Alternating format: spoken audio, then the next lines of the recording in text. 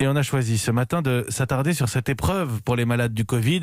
Un peu plus d'un patient sur 2 seulement ressort vivant d'un séjour en réanimation. Séjour qui laisse des traces. Il faut ensuite tout réapprendre. Pour Europe 1, Victor Delande a pu se rendre dans le service post-réanimation de l'hôpital Raymond Poincaré de Garches dans les Hauts-de-Seine. Chaque fois qu'on lui enlève la ventilation pour respirer tout seul, Jacques souffre énormément. Il a passé 4 semaines dans le coma et depuis, cet homme de 69 ans doit tout réapprendre. Impossible d'écrire, ses mains tremblent trop.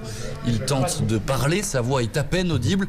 Les aides-soignants l'installent sur un fauteuil. Chaque geste paraît insurmontable. Posez les pieds au sol. Posez les pieds tranquillement. Prenez bien l'appui là. Voilà. Tout le monde est prêt. 1, 2, 3. Poussez, allez, Debout. Super. Très bien.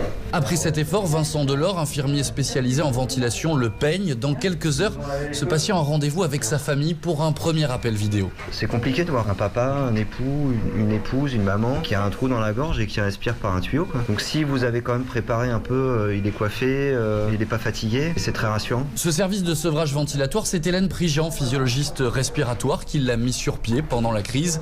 Et tous les jours, elle suit les petits pas des patients avec beaucoup d'émotion. On a l'impression d'avoir un peu de la chance parce que nous, on arrive à une période qui est très positive. C'est-à-dire qu'on aide les patients avancés, ils sont sortis de réanimation, tous les petits progrès qu'ils font, on les accompagne là-dessus. On sait que ça renvoie aussi des choses très positives pour les collègues de réanimation. Jean est un autre survivant, 42 ans, une carrure de rugbyman et pourtant il n'a pas échappé à la maladie.